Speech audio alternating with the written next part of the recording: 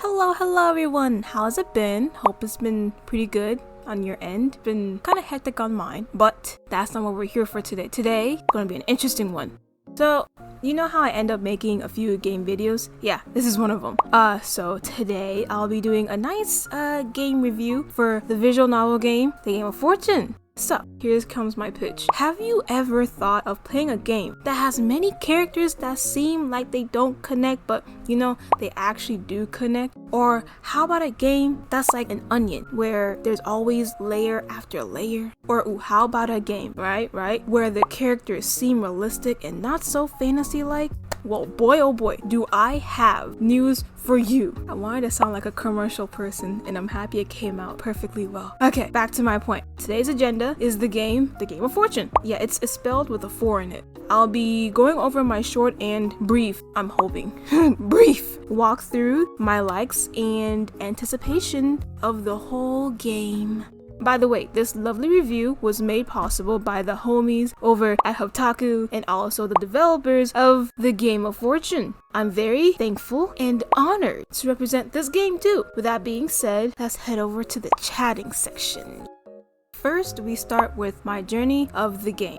First, the opening. Now, I think the opening was actually pretty great. The transitions was smooth and introduced the characters pretty well. As someone freshly entering the game, I think it did pretty well in letting the player know who was who and like a little soft feel of who they were. To be honest, I will admit that I thought that it was like a lot of characters being shown at first, but it does get a lot more easier when you play the game, because like you start to get like used to the characters, like, you know, seeing them, hearing them talk, banter, all that stuff. It's kind of like Naruto. It has a lot of characters, but when you see them so much popping up here and there, you're used to them. But after the opening, we get a nice menu that, you know, gave a nice theme of what I'd be playing. The colors were mainly blue, silver, and gold, I believe. Very regal colors of, like, you know, royal people. And plus, I think the color did actually help set the theme, because I mean, one of the I don't want to ruin it. I gotta go faster. Okay, so now before we start, I don't want to ruin the story for any potential players, but I'll be giving out hints at best. So in the beginning, Clyde, by the way, the main character, POC. I think that's a big plus in my book. And our buddy, quote buddy, Devin, which honestly, I kind of should have seen it from afar. Like the love tension in the air. I thought they were close friends, and I feel bad that I didn't think further on that. Anyways, we're in a car on our way to a mysterious place where we'll be able to get our wish granted for our sick relative. Clyde's pretty, you know, nervous, and Devin is just out here chilling, sleeping, waking, keeping him afloat by just chatting and laughing. The banter continues even after they leave the van. After a while of waiting with unknown people, which, you know, have the main characters mixed in, we see 4 mysterious people with a mask, creepy ones actually, come onto a stage. And then they explain what'll happen, the game that they'll be partaking in, and the plans, and, you know, all that stuff. Questions were asked after they, you know, gave a whole little spiel and speech about what's gonna happen. And in the end, the audience finds out that they must enter this divine realm with another person as their pair, and if they make it through it, they can make a wish and all that stuff. And that the game won't hurt people, which, by the way, was a lie. After a few back and forth, it was time to simply just wait for the magic to happen. And even Devin and Clyde were kind of suspicious about the whole magic part. Honestly, I don't blame them. Like, bro, it's magic. And, well, it's kind of hard to believe. Like, especially if someone just outright tells you that, oh, yeah, you know, a portal will show up and can only accept, like, what, a pair? Yeah, that's not, no. Anyways, we go in the portal at 4 a.m. 4 is a little magic number in this game, and end up in a fancy lounge area. Here is where we meet basically everyone in the game, like, you know, important characters, the players, all that good stuff. Like I said, it's kind of a lot, but like once you get the hang of like their mannerisms and how they're like, you kind of like think off the top of your head, like, you know, who's who. It's like watching a TV show. The sad thing, well, not sad, I guess it's interesting to me, but not everyone gets along with everyone. There were some arguments, I think, in the beginning. Soon after, we get to meet someone special. You know who that is? Let me tell you who that is. The Game Master Val. I believe she's maybe the god of the... Okay, no. I have to save my theories for the next part. Now, hear me out. She may seem, nice and goofy and funny, but nah, it's a whole scheme. I think... I'm not sure, because I feel like she's just like that only when it's like time to play the game. But like I said, we're not talking about the lore, we're talking about my walkthrough. She even also threatened one of the players when they didn't want to play because they would die if they didn't. She literally, she has a pet snake, and like it just wrapped around I think it was one of the sisters. They just wrapped around her, like just constricting. I'm like, bro, that's a horrible way to die. You gotta love the unhingedness that she has. I do, but sometimes I'm a little bit peeved, but she's fine. But yeah, after tugging and pulling at some reactions with, Belle doing said tugging and pulling, we come up to the first game of the game. I know, I'm funny. Moving on. The game was selfish and selfless, or selfless and selfish. One of the two. Where each person of the group, well actually, wait, hold on. Let me backtrack a little bit. Before we got into this game, the group had to be shuffled because of certain story parts that I cannot mention. So the other two that was in my group was, in this route, William and Alphonse. Basically, this game is where each person of the group has to go in a room and answer a question that, in my opinion, was so out of whack. I'm surprised I got them right, but in the end, we all lived. Yeah, I also can't tell you the results of the other participants' game. I cannot tell you. I apologize. I'm gonna tell you, some people died. I was shocked. I didn't think it would happen so fast, but hey, here we are. But the next game was, and actually, I think it was the next game, unless if my memory is playing tricks on me. But yes, the next game was a relay race with the other couple in the game, which are Zeph and Kishi. Not gonna lie, I saw Zeph the first time. I said, ooh, sir, hi. Now, since I'm trying so hard not to ruin anything, or spoil anything, I'm just gonna skip over to the end of this game, or like the relay race of this game, and say that yeah, Devin, the person B to Clyde's person A, she, you know what I'm saying, and a few other surprises from other players kind of pop out. But yeah, I can't say it, you gotta find out. And some lore kind of kicks in too, because this is a visual novel. You know that you have to go replay some parts and pick different options, which is what I did after I got Zeph's ending. And by that ending, my golly, by Zeph's ending, bro, it was a big it was a big what to me. That's what it was. Because basically, here's the rundown. We got some snitches, some eavesdroppers, and some conspiracy. Not to mention some secrecy with symbols. After that route was done, I went back to the first game where it split off. The part where it split off, I believe, was when I was deciding who was going to be the second group that I'd be joining with for the first game. So for this route, it was a lot worse than the other one that I did the first time. I thought it would start, in the same type of slow and like the slowness and building up dog. It kind of ended up being kind of morbid. Thing is, for that route, the first game was like a 3v1, which was basically Clyde versus Devin and Kishi and Zeph. Yeah, Kishi and Zeph was the two couple that ended up joining me for the first game in that route. I think the rundown was like, Clyde had to give out punishments, but then Kishi, Zeph, and Devin had to do the same. And I think the game was gonna keep going on until it took out either Clyde or Clyde took out Devin, Zeph, and Kishi. Now, the emotions in this section was heightened to the degree of, 1,000. Clyde didn't want to go against Devin, and the same for Devin, but then Zeph and Kishi were saying that, they'd realize it by the end of the game and stuff like that. That's basically how you know that Kishi and Zeph, guys, they knew something. they know something. I'm thinking, nah, how do you know that? That's kind of suspicious, but okay. So, back and forth, they were lobbying punishments against each other. I mean, the funny one was actually like how the chair would heat up. Sometimes Zeph would get hurt, but then sometimes Devin would get hurt. Here comes the sad part. I kind of knew it was gonna come up anyways with the way the game was going. The option, my brethren, appeared. The question was, do you want to save Devin or do you want to save yourself? Now, hear me out. As messed up as it is, I thought, okay, you know, Devin died the last time, so let's just, you know, to Clyde. And yeah.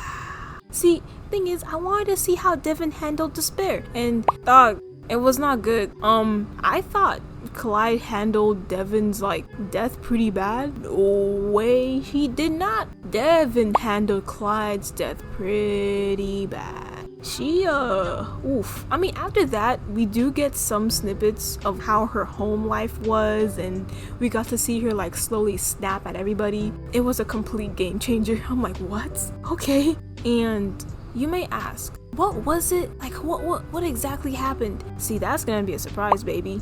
Yeah. So the good thing was that Kishi did try to make her feel better, but Devin wasn't having it. She calmed down afterwards, but then like the next game was about to start, and yeah, that's where my playthrough ended.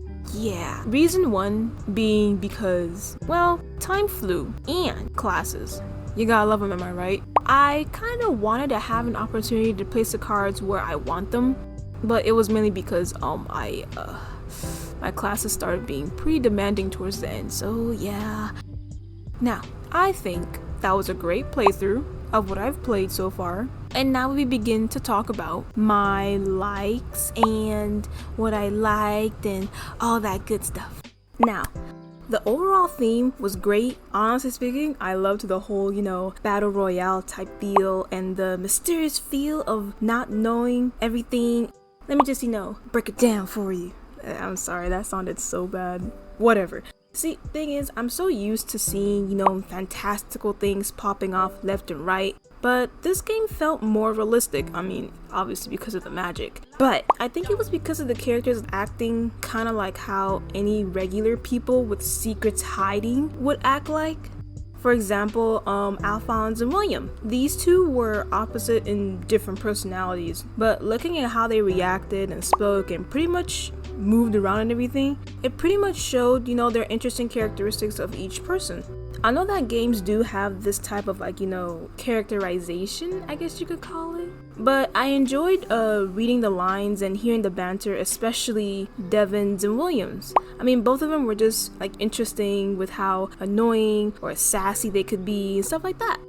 The next point would be, oh my god, the flowchart. Now here's the thing, I am an avid collector type of player. Dude, it's like the Breath of the Wild, the Hyrule Compendium. Yeah, I'm that one idiot who tries to complete everything, take pictures of everything so I can finish it and get me a nice complete 100%. And it is an issue that I do not plan on fixing. Thank you very much. By the way, when I saw that chart in the game, it was a lot. It showed you basically the different routes you take as you go through the visual novel and everything. At first I was thinking, oh my goodness, that's so much work, but then it hit me and I said, oh my goodness, that is so much lore. Okay, like, look, hear me out. Nothing makes me more excited than to play a game that has its lore so all over the place that I can become an actual Tomb Raider and excavate everything. I have issues, don't worry about it. So far, according to a chart, it looks like there's an ending for each character, because I counted it and I, you know, cross-referenced it with like the amount of characters there were, and yeah, I think there's about one ending for each character. So essentially, if you add all of those endings together, you can get the whole story. Because the one thing I know in these types of games is that everyone matters, no matter how non-important they look like. Vital info is vital info. The whole scene with the wreaths are definitely a clue. That's what I'm saying. Like, they all connect. The color of the wreaths, bro, I need to know. So the next part that I liked was the music. I'm a sucker for music, like, buddy. I love music, especially video game music. My tastes kind of range a lot from different genres, but for this game, I think it was actually done pretty nicely. You know, it created a sense of ambiance, and don't even get me started on the opening as well. I really loved it.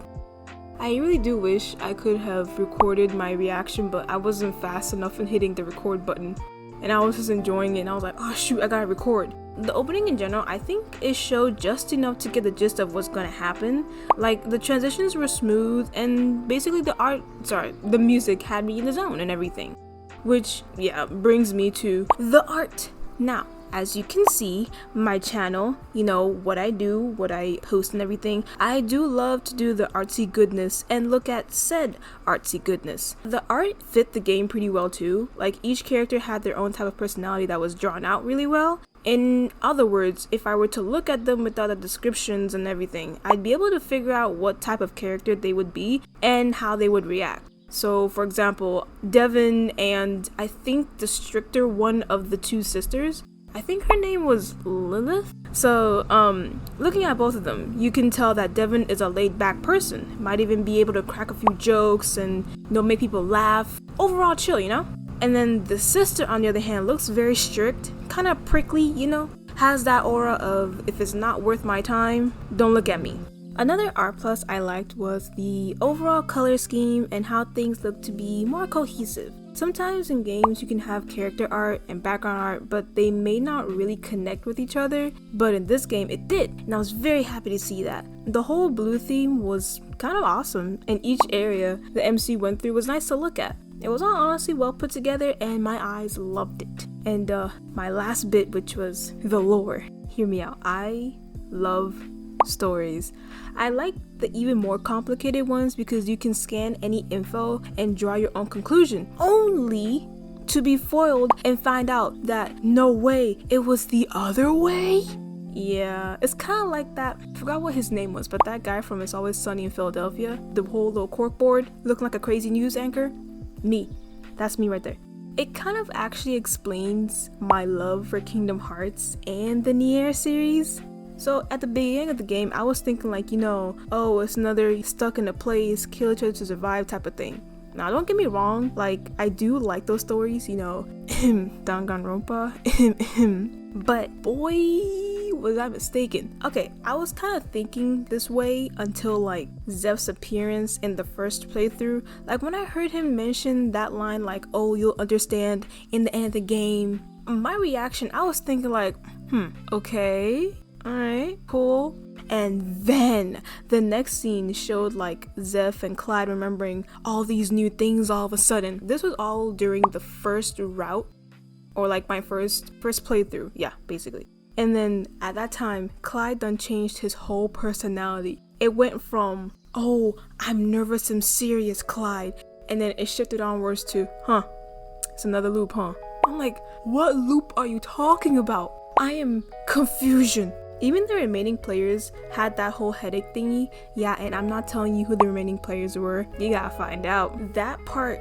kind of basically told me that, you know, it's about to get interesting.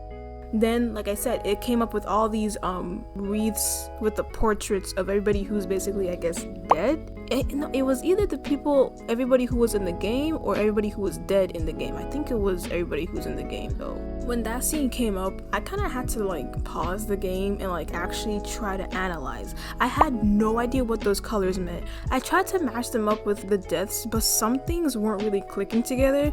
Then I realized maybe it's based on their wishes or reasoning on why they were in the game. I used the little slip up that Richard's father said near the end of like Zeph's route to maybe help connect things. I'm not telling you that either because you have to figure that out. I remember like Richard's father being very upset when he saw the wreath around Richard's portrait. And he said, I'll give you a clue. He said something about finding revenge for his mother. My eyes were like, what? Ho. But then he didn't really say much after that, and it was kind of cut short. So also, one tidbit, dog, why did they cut my man Clyde's death so short? I thought he was gonna survive. He took him out. I'm like, why? I actually laughed a little bit with how sudden it was. And yeah, that was just basically Zeph's whole ending right there. The one thing about that route, or like my first playthrough, was that we did find out about Zeph's and Kishi's past together, and that old hag of a woman, you'll find out when you play the game. But I'll give you a hint. It's her grandmother. I don't know why grandmas are mean. Well, not all grandmas are mean, but you know what I mean.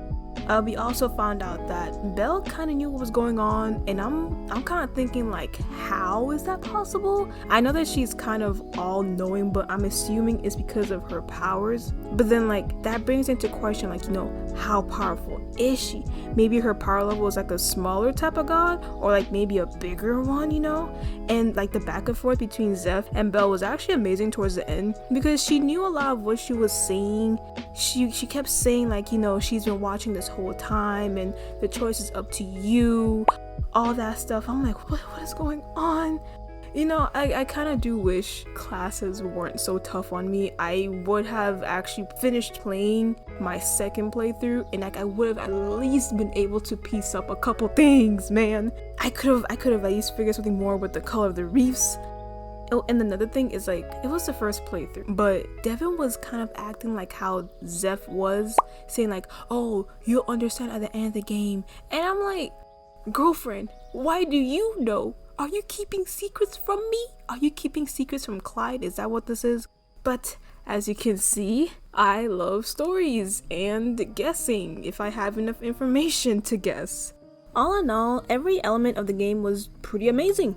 I was actually kind of surprised, to be honest, because I don't really play much visual novel games. Only reason being because I get sleepy when I read stories, hence why I have nighttime fanfics to read, because it helps me knock out. Kind of isn't a bad thing because I have a hard time sleeping. I am rambling. But this one, Game of Fortune, had that nice slow burn and build up. I like the different situation also like kept my heart pumping, and let's not even forget the mystery. I'll definitely try to complete the game when I have my next free moment, which might be soon actually. I'm definitely curious as to how everyone is connected, no matter how outlandish it may seem, and I think y'all should play too. It's an actually interesting game. I have one friend who I know is like speeding all the routes for sure. All I can say is, give the game a chance and you surely won't be upset about it.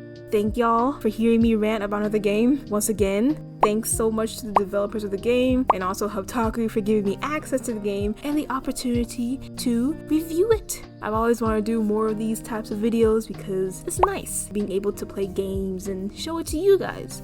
But in all seriousness, thank you all so much for your time, and I hope I got you guys hyped up for the game. I guess this is Yuki signing off. Always wanted to say that. Bye everyone, see ya, peace, yeah.